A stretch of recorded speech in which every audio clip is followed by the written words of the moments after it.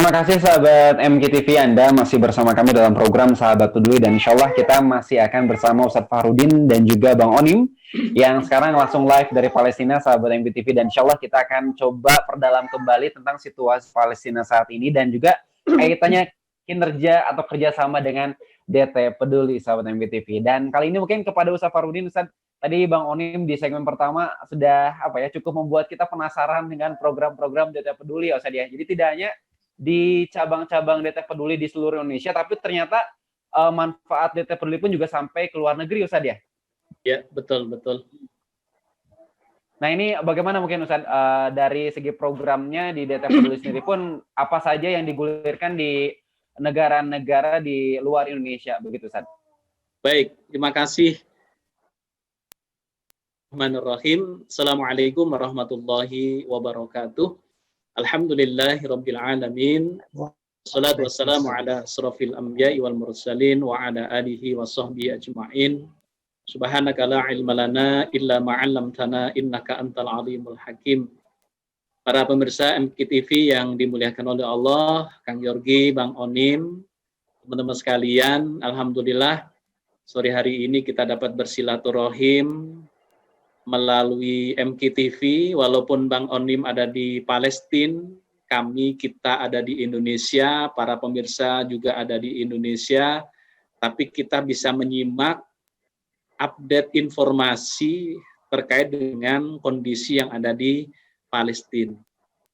Para pemirsa MKTV yang dimuliakan oleh Allah, DT Peduli adalah salah satu lembaga amil zakat nasional yang mendapatkan amanah dari para donatur, para muzaki untuk mendistribusikan dana zakat infak sodakohnya kepada saudara-saudara kita yang memang secara syariat berhak untuk mendapatkan itu.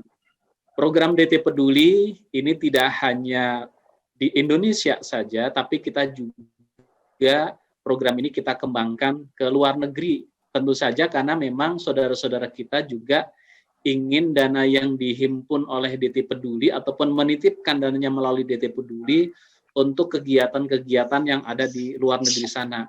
Salah satunya adalah di Palestina.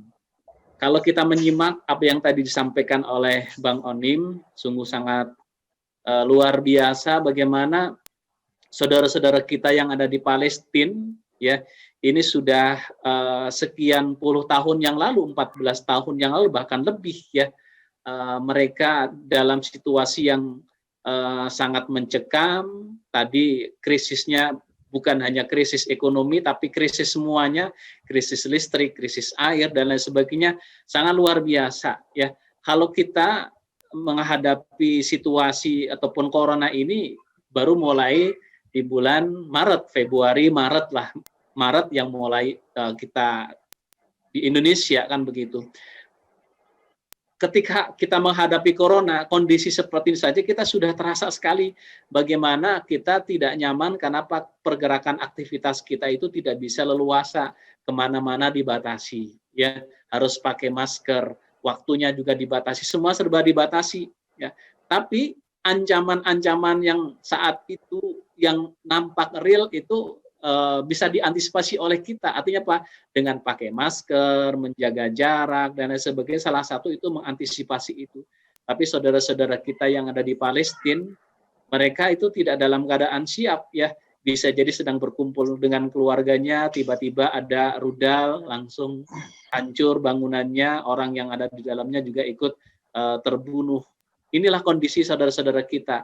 Dan bukan hanya itu saja, untuk kehidupan sehari-harinya mereka sangat terbatas, untuk makan terbatas, ya, pakaian terbatas, listrik terbatas, air minum terbatas, semua mereka serba terbatas. Oleh karena itu, kepekaan kita, kepedulian kita terhadap saudara-saudara kita yang ada di sana itu membawa nilai manfaat yang sangat luar biasa.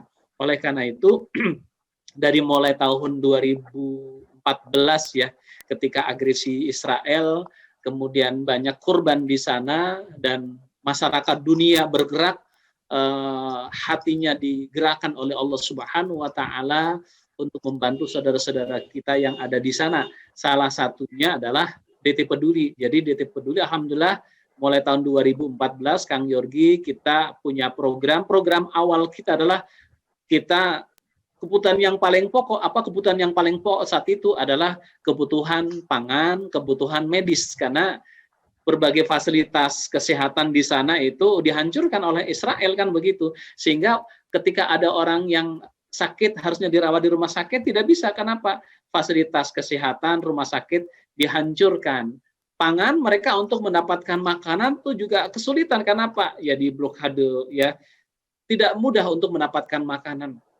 Nah, DT Peduli sebagai lembaga kemanusiaan, lembaga sosial, alhamdulillah karena secara aturan itu diperbolehkan, ya kita kemudian bekerja sama dengan berbagai pihak. Salah satunya adalah kerjasama dengan Bank Onim. Alhamdulillah ini mitra kita kerjasama dengan Bank Onim ini istiqomah. Alhamdulillah mudah-mudahan kita terus bisa bersama-sama berjuang. Bank Onim berjuang di Palestina, kita berjuang di Indonesia.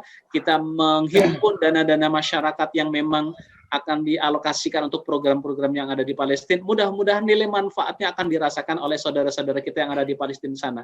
Jadi kalau kita meringankan beban orang lain, memudahkan urusan orang lain, maka insya Allah urusan kita akan dimudahkan oleh Allah Subhanahu wa Ta'ala. Kalau kita meringankan beban saudara-saudara kita yang ada di Palestina, maka urusan kita pun akan dipermudah oleh Allah Subhanahu wa Ta'ala.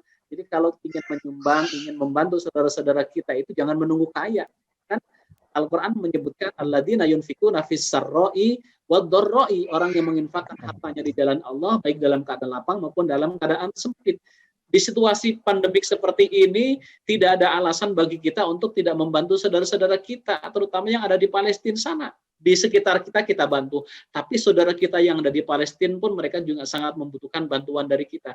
Di situasi begini, kalau kita memudahkan urusan orang lain, menolong orang lain, membantu orang lain, maka insya Allah kita akan dimudahkan oleh Allah Subhanahu wa Ta'ala. Kalau kita menjadi jalan rizki bagi saudara-saudara kita yang lain, maka Allah juga akan menyiapkan jalan rizki untuk kita semuanya insya Allah. Jadi tidak akan kemana-mana, semua akan kembali kepada kita. Man dalla ala khairin falahu mislu ajri fa'ilihi min ghairi ayyan kusahu. Barang siapa yang menjadi jalan, menyiapkan jalan bagi orang untuk berbuat kebaikan, maka baginya pahala seperti orang yang melakukan kebaikan tersebut min ghairi ayyan kusahu, tanpa mengurangi sedikit pun pahalanya. Itu Bang Kang Yorgi, jadi ikut Bang Yorgi ya, Kang Yorgi ya. Jadi mudah-mudahan ini menjadi motivasi bagi para pemirsa MKTV untuk juga membantu saudara-saudara kita bukan hanya di tanah air saja, tapi saudara-saudara kita yang ada di Palestina, mereka juga saudara kita, keluarga kita, seakidah dengan kita, mereka juga membutuhkan bantuan dari kita. Insya Allah dengan kebersamaan kita, umat Islam seluruh Indonesia khususnya membantu saudara-saudara kita, maka insya Allah mudah-mudahan akan menjadi solusi, disiapkan solusi yang terbaik oleh Allah Subhanahu wa Ta'ala, insya Allah. Amin, amin, insya Allah.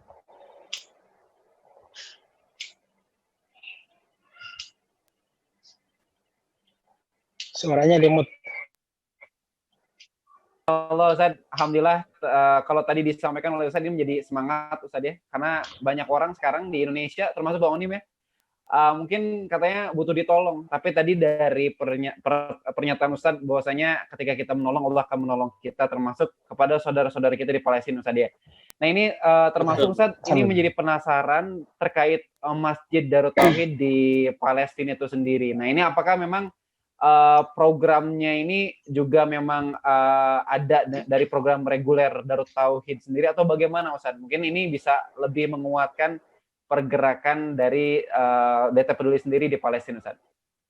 Ya, terima kasih Kang Yorgi. Jadi salah satu program yang selain program kebutuhan pangan medis, juga di tahun 2014, 2015 kita fokus program kita adalah bagaimana membantu saudara-saudara kita terkait dengan kebutuhan pangan dan juga medis.